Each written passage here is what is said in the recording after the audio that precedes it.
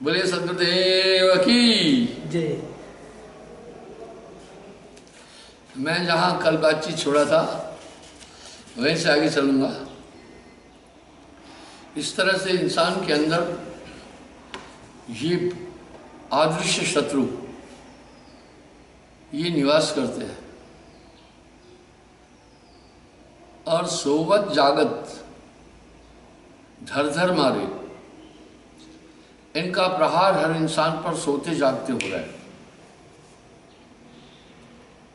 साहब ने अपने कई शब्दों में इस तथ्य को सामने रखा। अनहद लूट होत घट भीतर, घट का मरम न जाना, और रात दिन इनका खेल चलता रहता है। यहां साहब कह रहे हैं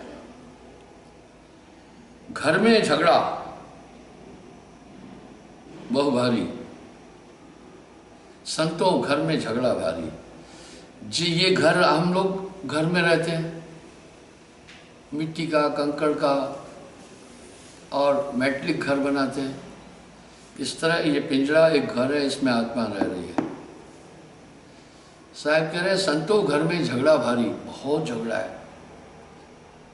ये पांचों इंद्रियां अपनी तरफ खींचती है, माया अपनी तरफ खींचती है, मन का पूरी सेना है।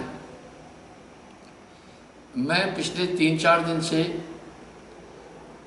मन की सेना का उल्लेख कर रहा हूं, और जब आप व्यवहार में भी देखेंगे तो आप पाएंगे कि ये बड़े बड़े धुरंधरों को नचा रहे हैं। ये सिर्फ आम आदमी पर हमला नहीं कर रहे हैं,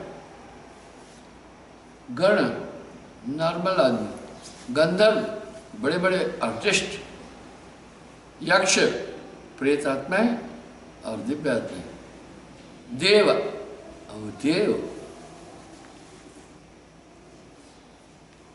इन सबको लपेटे में लिया। सिद्ध, बड़े बड़े सिद्ध, साधक, बड़े बड़े साधक, बड़े बड़े नेमी, जोगी, बड़े बड़े योगी, जति, मन को समझ न पाए रहते। भाइयों, बच्चा जब स्कूल जाता है तो विद्या के 2 आधार सूत्र हैं। प्रथम उन्हें स्वर व्यंजन वोवेल एंड कंसोनेंट सिखाते हैं। अगर ये नहीं सीखा तो वाणी नहीं आएगी। गिनती की प्रासंगिकता जीवन में कितनी है? आपसे पूछूं कितनी देर हुई मेरा सत्संग शुरू हुए, तो आप कहेंगे 4 मिनट, ये गिनती है ना। पूछूं कितने भाई हैं, तो आप कहते हैं 3, ये तो गिनती है ना। कदम कदम पर गिनती की और मैथमेटिक की हमें ज़रूरत पड़ती है। तो बेसिक इंसान को ये 2 चीज़ें सिखाई जाती है विद्यालय में जाना। इस तरह आत्मा के कल्याण के लिए अगर हमें जाना है तो हमें पहले जानना पड़ेगा आत्मा तक पहुंचने में बाधा क्या है, रुकावट क्या है, ठीक से जानना पड़ेगा। एक रोग युक्त आदमी, एक बीमार आदमी डॉक्टर के पास जाता है। डॉक्टर सबसे पहले एक बात जानना चाहता है, बीमारी क्या है। पहले प्रारंभ में ही वो पहले जानना चाहता है भाई बीमारी क्या है। जब तक बीमारी का पता नहीं चला डायग्नोज स्टार्ट ही नहीं हो सकता। इसलिए वो पहले जानने की कोशिश करता है इसको बीमारी क्या है। जानने का उपक्रम क्या है? ब्लड टेस्ट करता है, यूरिन टेस्ट करता है, टूल टेस्ट करता है, बाकी एक्सरे करता है, ईसीजी करता है, अल्ट्रासाउंड करता है। कई संसाधन है। ये सब संसाधन एक चीज को जानने के लिए कि आखिर क्या रोग है। किसी के पैर भूल गए तो डॉक्टर जानना चाहता है पैर क्यों भूले, कहीं नसें तो नहीं खराब हुई, कहीं यूरिक एसिड तो नहीं बढ़ गया, कहीं किडनी तो नहीं इफेक्टेड हुई। वो पहले कारण जानना, पहले रोग जानना चाहता है। रोग जानने के बाद वो एक बात और जानने की कोशिश करता है, कारण क्या है। रोग दो कारण से है, एक है जेनेटिक। भाई माँ बाप को जो बीमारी है बच्चे के पास आती है, वजह क्यों आती है? उसकी बॉडी बनी ही माँ बाप के खून से है। तभी तो साहब वाणी में कह रहे हैं, बाप पर पूत, भाई वंश पे घोड़ा, बहुत नहीं तो थोड़ा थोड़ा। तो डॉक्टर जानना चाहता है, उदाहरण के लिए किसी को अस्थमा है, टीबी है, तो डॉक्टर पूछता है, भाई तुम्हारे घर में किसी को ये बीमारी है क्या?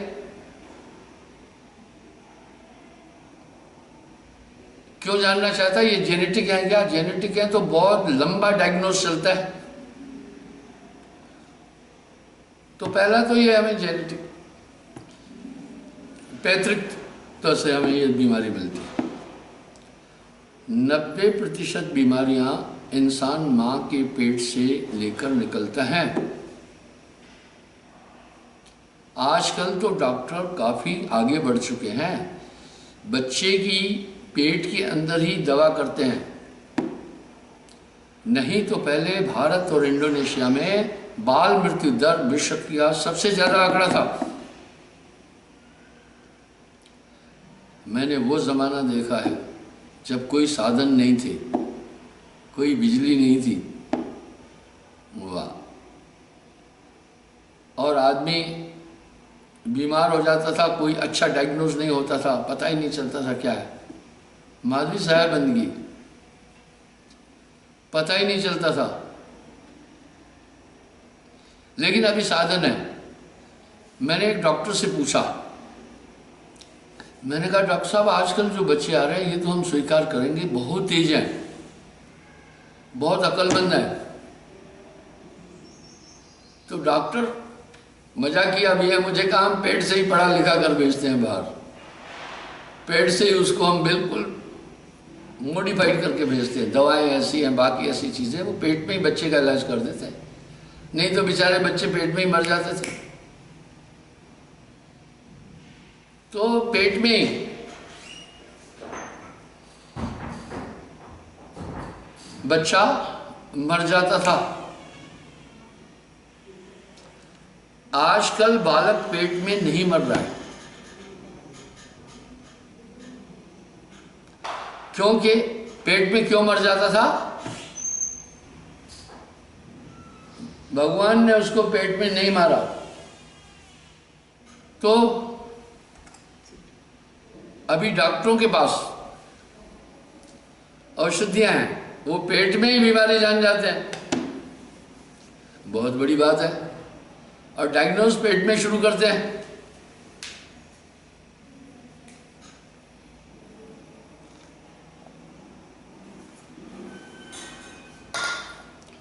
इसलिए बच्चे तंदुरुस्त हैं, हेल्दी हैं। नहीं तभी भी कुछ बीमार पैदा होते हैं, आप कहेंगे, लेकिन परसेंटेज कम है।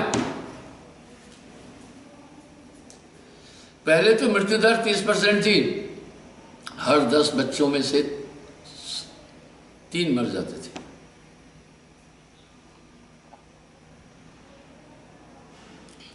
ये सीधी सीधी बात। हम 6 भाई 1 बहन जन्म के बाद जीवित रहे, 2 बहनें मर गई, तो 9 में से 2 चली गई। तो ये 30% था। भारत और इंडोनेशिया में मृत्यु दर बहुत ज्यादा थी।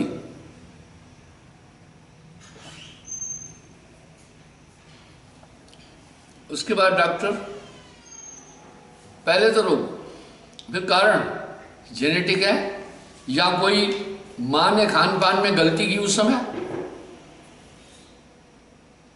वो ये जानने की कोशिश करता है। मैं क्षमा चाहता हूं बीच में, आप ये अनार देख, ये सेब देख रहे हैं, ये सेब हमारे बगीचे का है। ये एक कमाल है, बहुत बड़ा कौतुक है, साहब की बड़ी कृपा है। वजह जम्मू में टेम्परेचर 47 डिग्री तक पहुंचता है। कोई कल्पना नहीं कर सकता है कि 47 डिग्री में सेब हो सकता है।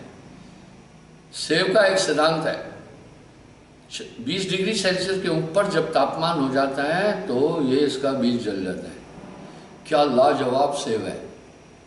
ये हमारे बगीचे रांझड़ी में पैदा हुए हैं और सेब देखो, और टेस्ट क्या गजब का है।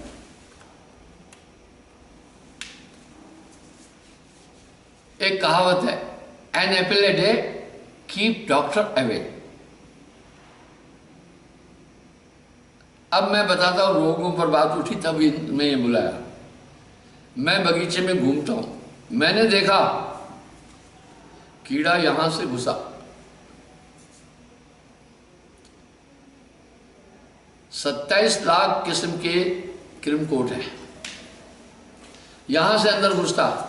मैं घुसते देखा, ये खाता खाता खाता खाता अंदर ही अंदर, आपको पता ही नहीं चलेगा,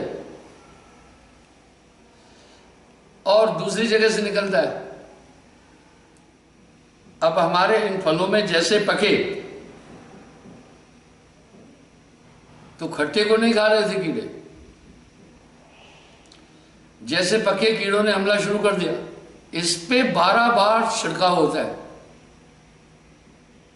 सेब पर। आपको सच बता रहा हूं, मैंने जीवन में बड़े सेब खाए, मैंने ऐसे स्वाद वाला सेब नहीं खाया। अब हमारे बगीचे को देखने के लिए बहुत बड़े बड़े लोग आ रहे हैं। अब दूसरा इसको क्या नुकसान होता है, बड़ी रखवाली करनी पड़ती है। दूसरा, पक्षी आकर इसको जो पके हैं उनको चोंच मारते हैं। अब आप देखो, इसमें भी चोंच लगी हुई है थोड़ी थोड़ी, पर वो पूरी नहीं लगा पाया। जब वो चोंच मार देते हैं उसके बाद ये सड़ना शुरू हो जाता है। जैसे आपकी खाल उतर जाए तो पूरा मांस डिस्टर्ब हो जाता है, इस तरह। इसमें तो बड़ा कंसंट्रेशन देना पड़ता है तब ये सेब उठता है, पर इसका स्वाद क्या बताऊं। और इस समय आपको सेब बाजार में नहीं मिलेगा। अगर जो मिलेगा वो पिछले साल का स्टोर में रखा हुआ होगा, उसमें रस नहीं होगा। इसमें इतना भरपूर रस है, जब आप काटोगे तो इससे रस उठकर मुंह में दूसरे के लगे। ये अद्भुत है। आइए, तो ये यहां से घुसता है कीड़ा, वाह। इसके डंठल की साइड से घुसता है या इधर से घुसता है, जहां से फूल। अब देखो यहां ऑलरेडी एक छोटा सा सुराख है, अगर आप गौर से देखें, ये इसके अंदर इंटर होता है। कम से कम 10-12 किस्म की चिड़ियाएं मैंने देखी, वो जो आकर फल खाती है, नुकसान कर रही है। वो फल खाए हमें दुख नहीं है, लेकिन वो क्या करती है, चोंच मार के थोड़ा खाया, पसंद नहीं आया, फिर दूसरा। कम से कम रोज 30-40 किलो सेब वो खराब करके गिरा देती है रोज। तो आइए, अब आपको उदाहरण देता हूं। आप देखिए, ये सेब बड़ा अच्छा सेब है, इसको पक्षी ने चोंच मारी है। तो जब उसने मुंह का लार्वा, एक दूसरा भी देखिए, और इसमें जो कीड़ा घुसा उसने यहां से सेब को खाया, और देखिए यहां तक वो पहुंचा है। इस सेब को 2 डिस्टर्ब हुए, एक तो पक्षी ने चोंच मारी, दूसरा कीड़ा यहां से अंदर घुसा, इसने इसको सड़ाना शुरू कर दिया। अब ये सेब चाकू लो, ये अंदर से खराब होना शुरू हुआ। वाह, सेब की बहुत बड़ी टेक्नोलॉजी है। ऐसे रोज कम से कम 40-50 किलो सेब हमारे बर्बाद होते हैं। मैं बाद में बागवान से पूछा, हिमाचल का लड़का आता है, बड़ी सेवा करता है, उसका अपना बगीचा है। बोला, गुरुजी इसमें फल पकने से पहले एक बार छिड़काव करना है, तो कीड़ा इस पर फिर नहीं आ सकता है। मैं रोग इसी तरह इंसान के अंदर आते हैं। आपको मैं दिखाता हूँ इस सेब का क्या हाल है। आप देखें इसका पानी कैसे निकला, मैंने काटा और पानी आ गया। अब आप देखिए ये अंदर से ये क्यों खराब हुआ, कीड़ा आया, उसने, अब ये थोड़े दिन में सड़ जाएगा पूरा अंदर अंदर से, और बेचने वाले पहले ऐसा सेब निकाल देते हैं। आइए, मैं रोग पर बात कर रहा था, मैं क्षमा चाहूँगा आपका 5 मिनट मैंने समय ले लिया, लेकिन एक जानकारी भी तो दे दी ना। डॉक्टर जरूर इस सेब को देखकर आपका भी दिल हुआ होगा कि हम खा लें। ये हेल्दी सेब है, बहुत हेल्दी। ये इटालियन क्वालिटी है, इटालियन नस्ल है, और ये पकता है फर्स्ट वीक ऑफ जून गर्मी में, और दूसरे सेब पकते हैं फर्स्ट वीक ऑफ नवंबर। मैं कश्मीर में बहुत लंबा टाइम रहा हूं। आइए, इस तरह वो कारण जानता है। कारण जानने के बाद वो एक चीज जानने की कोशिश करता है, उपाय। कारण जान गया जेनेटिक है, या किसी लोकल फैक्ट्री में काम कर रहा था, इसको सांस की प्रॉब्लम हो गई, माँ बाप को तो नहीं थी, पूछते हैं, टीबी तो नहीं थी, पूछते हैं। उसके बाद फिर वो डायग्नोज इस हिसाब से करेगा। अगर किसी लोकल कारण से है तो बीमारी जड़ तक नहीं है, उसको खत्म किया जा सकता है। अगर उसको जेनेटिक है तो बीमारी जड़ तक है, उसके लिए डायग्नोज डॉक्टर अलग करता है। इसलिए कारण जानना जरूरी है। बिना कारण जाने रोग की निवृत्ति नहीं हो सकती। उपाय तब कहता है इस तरह का रोग है, इसके लिए उपाय क्या है, क्या डायग्नोस है, कौन सी वैक्सीनेशन दें, क्या दे, वो फिर ट्रीट करता है। और डॉक्टर यही तो पढ़ा है। डॉक्टर तो उम्र भर पढ़ता रहता है। पहले वो 5 साल कोर्स करके डिग्री लेता है, उसके बाद बीमारों पर वो रिसर्च करता रहता है, प्रैक्टिकल करता रहता है, उसको बड़ा लंबा एक्सपीरियंस मिल जाता है। चौथा, निवृत्ति। लास्ट स्टेज पर फिर वो रोग को मिटा देता है। इस तरह हम बंधे हैं। हमें पहले जानना होगा बंधन।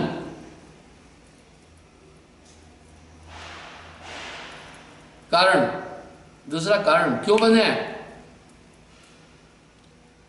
तीसरा उपाय, चौथी निवृत्ति। जब तक हम ये नहीं जानेंगे हम मुक्ति कैसे प्राप्त कर सकते हैं। इसलिए हमें ये गंभीरता से जानना होगा। बंधन, पहले हम देखते हैं क्या बंधन है। हम सब जानते हैं मन और माया का बंधन है। काया गढ़ खोज मेरे भाई, तेरी काल अवट टर जाई। सीधी सीधी बात है। हमें बांधने वाला ये जो मैंने 4 दिन से विवरण दे रहा हूं, ये कीड़े हैं।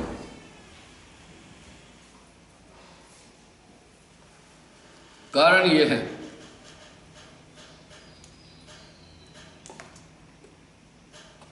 अब इतने सुंदर सुंदर सेब बर्बाद कर दिए। इसकी वजह ये थी, और पहले नहीं आए, जब पका तब आए। चिड़ियाएं पहले नहीं खा रही थी। चिड़ियाओं की तो मौज हुई, उसको नया फ्लेवर मिला। यहाँ पर सेब होता नहीं है। 4-4 आदमी डब्बा कूट रहे हैं, भगा रहे हैं, तो भी नहीं छोड़ लिए। ठीक है, इस तरह आपके अंदर भी ये जो अंदर दुश्मन बैठे हैं, छोड़ते नहीं हैं। इनका बहुत बड़ा परिवार है। इस एक कीड़े से इसमें हजारों कीड़े होंगे। ये खा पी कर तंदुरुस्ती वहाँ जन्म देगी, बच्चों को जन्म देगी, मेल फीमेल होंगे, और इनकी लाइफ 2-2.5 दिन होती है। कुछ तो ऐसे कीड़े 2.5 घंटे कुल लाइफ है। सब इस पर हमला करेंगे। तो इस तरह अब साहब क्या करें, इन सब में जीव ही गिरा। और तब उपाय, नाम। जैसे इससे बचने का उपाय है भैया, स्प्रे कर रहे हैं नाम, सकल रसायन न किया नहीं नाम समकोय।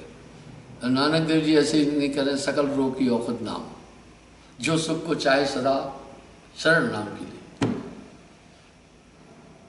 तो ये नाम बहुत जरूरी है। जैसे, और ध्यान, जैसे शिक्षा जगत में दो बातें इंपॉर्टेंट है, स्वर व्यंजन, वोवेल एंड कंसोनेंट, और मैथमेटिक, गणित, अंक गणित। इस तरह नाम ध्यान यहां जरूरी है। साहब कह रहे हैं नाम ध्यान बल हंसा घर जाई, कार्य काल तुम करो बड़ाई। सबे रसायन मैं किया नहीं नाम समको है। इसका एक ही इलाज है, न तो तुम एटम बम से इसको मारोगे, न तो इसको तुम तलवार से मार सकते हो। इसके लिए स्प्रे, स्प्रे पकने से पहले करना है, अभी नहीं करना है, अभी कोई मतलब नहीं है।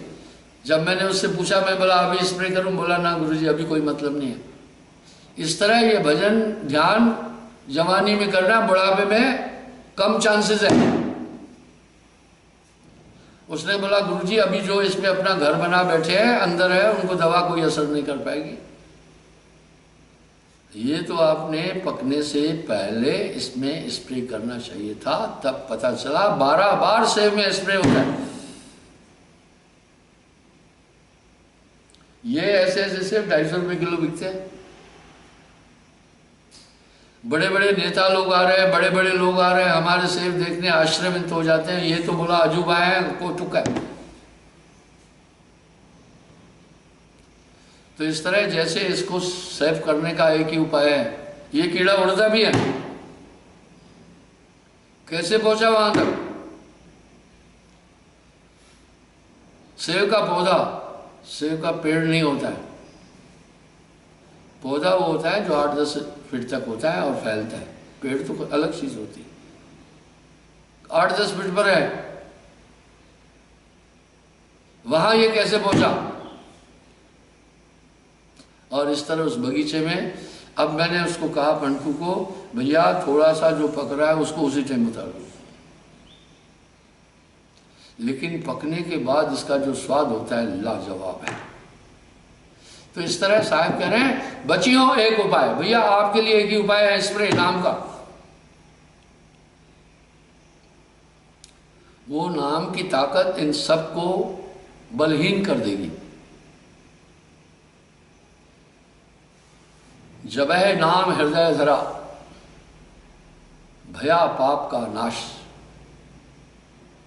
जैसे चिंगी आग की पड़ी पुरानी घास।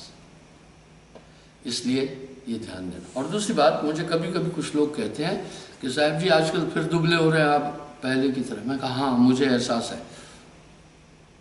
हालांकि मैं बीच में अपनी सेहत का बहुत बड़ा ध्यान रखा। मैंने चारों तरफ घूमना बंद किया डॉक्टर की एडवाइस पर। बोला जितनी यात्राएं आप कर रहे हैं इसमें तो दारा सिंह की नानी भी तौबा करेगी, आप कर क्या रहे? महाराज आप इतना सफर न करो। मैं तो शरीर की तरफ ध्यान ही नहीं था। अभी क्या हुआ मैं बताता हूँ।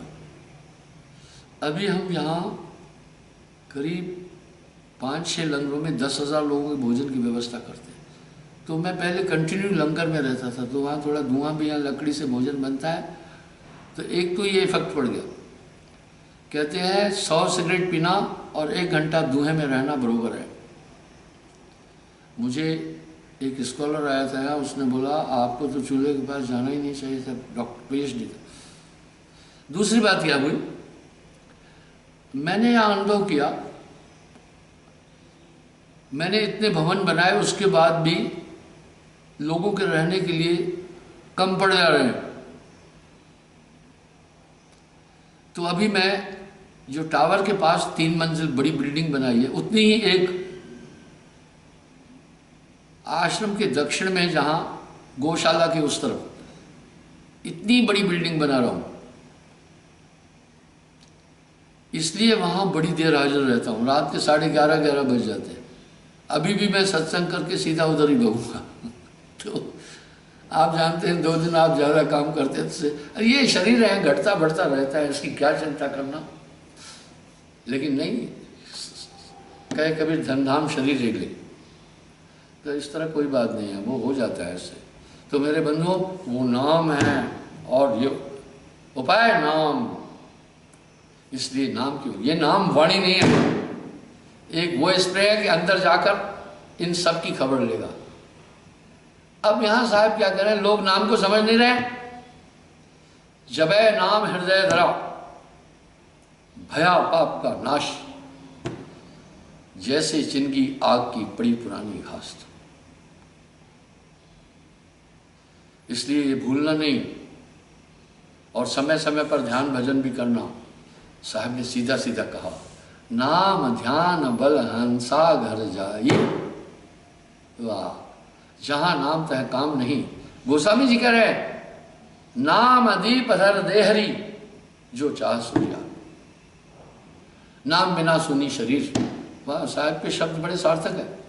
जागर नाम न संचरे, तिसको जान निशान,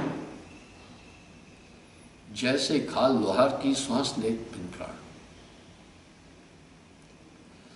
तो आप अपने जीवन में बड़े यूनिक रहो। कर से कर्म करो विधनाना, मन राखो जहाँ कृपा निधाना। आप शरीर से कार्य करते करते नहीं भूलना कि ये सुमरण प्राइमरी ऑब्जेक्ट है, सेकेंडरी नहीं। सेकेंडरी शरीर है तो प्राइमरी की तरफ ज़्यादा ध्यान देना है ना, प्राथमिक है, इसे प्राथमिकता दो। ये चलते फिरते भी नाम करना, आप एकाग्र होते जाएंगे, शांति मिलेगी। जो सुख पाया नाम भजन में, सो नहीं रहा अमीरी में, टेंशन हटती जाएगी। हाँ, साहब ने जो फार्मूले बोले अचूक है। चिंता तो सतनाम की, नीलम शर्मा जी साहब ने, चिंता तो सतनाम की। देखो मैं अभी उस तरफ थोड़ा कम ध्यान दे रहा हूँ, बाद में देख लेता हूँ। मैं आपकी जो खास कमेंट होती है उसको भी पढ़ता हूँ, लेकिन जब मैं स्क्रीन की तरफ चला जाता हूँ, उस तरफ चला जाता हूँ, तो फिर मेरा ध्यान जो है सत्संग से थोड़ा डिस्टर्ब होता है। और दूसरा यूँ होता है, जिसका नाम नहीं लिया वो सोचता है शायद गुरु जी हमारे से नाराज हैं। एक समस्या ये है, नाराज फाराज नहीं हूँ मैं, ठीक है। तो इस तरह ये खावता पीवता जागता सोवता, कहे कबीर सो रहे माही, खाते पीते जागते सोते। आप ही समझ करना, उठत बैठत जागत सोवत, नाम जपे कह नानक सिद्ध भय ते के सब काज। वाह, पूरी बातों को मिलान तो कीजिए संत आइडियोलॉजी की। तो इस तरह साहब कह रहे,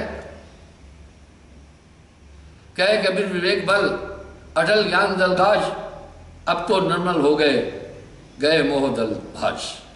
बोला जब नाम की ताकत आ जाती है तो ये एक असर नहीं डालता। आप देखें ना, एक वैक्सीनेशन लगाते हैं चेचक का, चेचक फिर नहीं आती, उसके वायरस पनप भी नहीं पाते। आप देखो टिटनिस का भी वैक्सीनेशन है, कई चीज़ों का। अभी तो लोग एड्स का वैक्सीनेशन निकाल रहे हैं, अभी कोरोना का वैक्सीनेशन निकाल रहे हैं। ये लगने के बाद कोरोना नहीं होगा, क्यों नहीं होगा? कोरोना का जो वायरस है उसके एंटी वो पूरे ब्लड में आएगा, तो ब्लड में वो जाएगा ही नहीं। वाह भैया वाह। इस तरह जब जागट नाम न संचरे, तिसको जान नशान, जैसे खाल बाहर की सांस लेते प्राण। तो ये नाम आपको सुरक्षित करेगा। नासे रोग हरे सब पीड़ा, समस्त दुखों का निवारण करेगा। को अस शठ जह ना है सुहाई। वो कितने बड़े बेवकूफ़ हैं जिनको सुमरण सुहाता नहीं है, इसलिए सुमरण करना ये बड़ा ज़रूरी है। और ध्यान में भी बैठना ये आवश्यक है। इस समय मैं लोगों से अरदास करता हूँ, एक थोड़ा उस तरफ ध्यान दें। जो लोकल लोग हैं थोड़े थोड़े यहाँ आए। मैं जानता हूँ लॉकडाउन के कारण पहले क्या था, हमारा ये आश्रम मुख्य आश्रम है और इससे सब जगह के आश्रमों को हम फीडिंग देते हैं। खिड़की भी हम यहीं बनाते हैं, पल्ले दरवाजे यहीं बनाते हैं, हम ईंटें अपनी यहीं बनाते हैं और टाइलें हम अपनी यहीं बनाते हैं, वेल्डिंग हम अपनी यहीं करते हैं हमने अपनी चक्की यहाँ लगाई है, सब जगह हम राशन पानी यहीं से भेजते हैं। तो पहले क्या था, इस पूरे कार्य के संचालन के लिए आप समझे, मैंने एक व्यवस्था बनाई थी।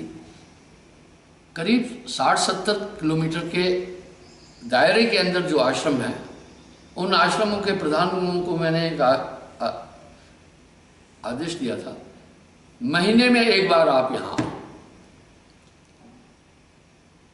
तो 30-40 आदमी, 25 आदमी महीने में एक बार आते थे, वो पूरा काम करते थे। सब्जी हम खुद उगा रहे हैं, हम पूरा काम खुद कर रहे हैं। मैंने एक बार बोला ना, मेरे पास अमीर नहीं आते हैं, अमीरों को मेरी शर्तें मंजूर नहीं है, मेरे पास अधिकतर गरीब आते हैं। गरीब वैसे ही दुनिया से तंग है, वो